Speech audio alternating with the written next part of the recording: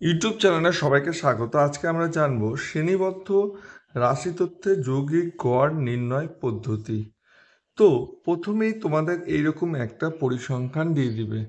এখানে দেখো মার্কস রয়েছে, নাম্বার অফ স্টুডেন্ট। এবার কি করে সমাধান করব, চলো সহজেই জেনে নিই। তো প্রথমে দেখো সমাধান লিখবে, তারপর তোমাকে ছক করতে হবে। এখানে কি রয়েছে, মার্কস রয়েছে, এখানে বসিয়ে দিলাম। তারপর আমরা বসিয়ে দেব number of student, number of student. এটা হচ্ছে ক্লাস ইন্টারভ্যাল, আর নাম্বার অফ স্টুডেন্ট হচ্ছে ফ্রিকোয়েন্সি। মনে রাখবে, নাম্বার অফ স্টুডেন্ট হচ্ছে ফ্রিকোয়েন্সি, আর এই মার্কসটা হচ্ছে ক্লাস ইন্টারভ্যাল। তারপর ছকে হবে মিন স্ল্যাশ দিয়ে মিডিল ভ্যালু। এখানে মিডিল ভ্যালু বের করতে হবে। হলো, তারপর আমাকে করতে হবে এফ এক্স। এরপর মার্কসের ঘরে যে নম্বরগুলো রয়েছে সেটা বসিয়ে দিলাম। 70 থেকে 80, 80 থেকে 90, যে যে রয়েছে সেটা পরপর সিরিয়ালিভাবে বসিয়ে দিলাম। Number of student, number of স্টুডেন্টকে আমি কি বলেছিলাম এখানে, এফ মানে ফ্রিকোয়েন্সি। তো নাম্বার অফ স্টুডেন্ট দেখো 70 থেকে 80, 70 থেকে 80 ঘরে কত রয়েছে, 18 রয়েছে। 80 থেকে 19 ঘরে কত রয়েছে, 22 রয়েছে। সেটা তোমাকে বসিয়ে দিতে হবে। এরপর মিন মিডিল ভ্যালু মানে হচ্ছে এটা এক্স।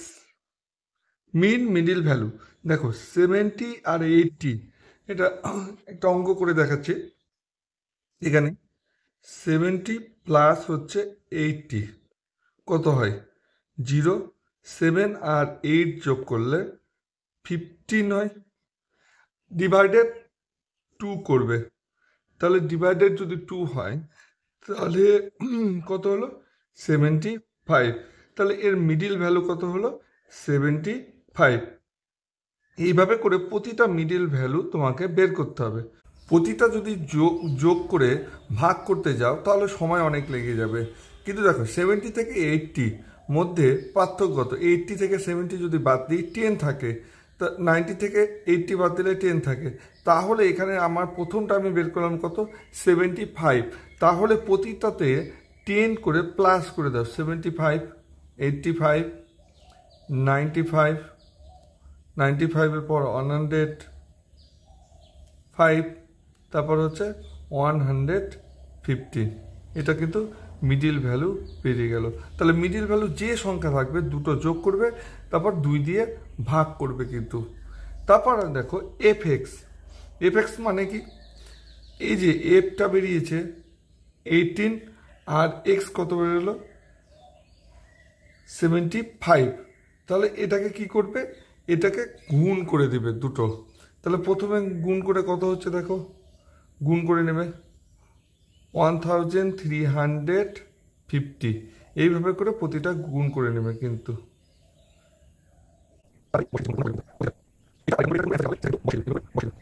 তাহলে এই যে এক্স মানে মধ্যবিন্দু, বাংলায় কি বলা হয়, মধ্যবিন্দু।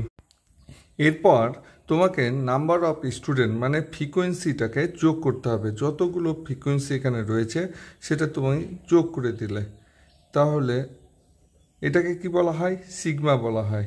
সিগমা এফ সমান সমান এটা 82575 যোগ করলে টোটাল হচ্ছে 147। আশা করি বুঝতে পারলে। তারপর দেখো এফ এক্স, এফ এক্সটাও কিন্তু তুমি এখানে যোগ করতে হবে। তাহলে এফ এক্স সমান সমান এখানে হবে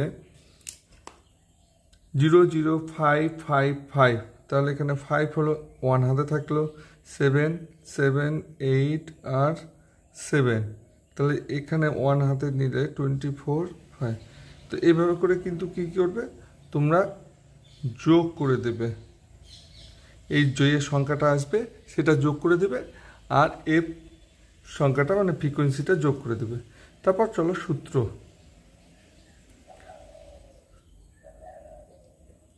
এটাকে কি বলা হয়, এক্স বার বলা হয়, equal f x sigma f x by sigma f. তাহলে আমরা তো এফ এক্স কত পেয়েছি 14855 আর এফ কত পেয়েছি এফ পেয়েছি 147। এটা কাটাকাটি করতে হবে, যদি কাটাকাটি না যায় তাহলে কিন্তু ভাগ করে তোমাকে উত্তর কিন্তু বসিয়ে দিতে হবে। তাহলে এখানে ভাগ করে উত্তর হচ্ছে 101.05। তাহলে যৌগিক গড় আমার বেরোলো বা মিন বেরোলো কত, যৌগিক গড় বলা হয় 101.05। এবার তোমাকে বাংলায় যারা পড়ছো তাদের এখানে লিখতে হবে এফ সমান কি, এখানে লিখবে পরিসংখ্যা। পরিসংখ্যা ইংরেজি হচ্ছে ফ্রিকোয়েন্সি, আর এক্স মানে হচ্ছে চলকের মান।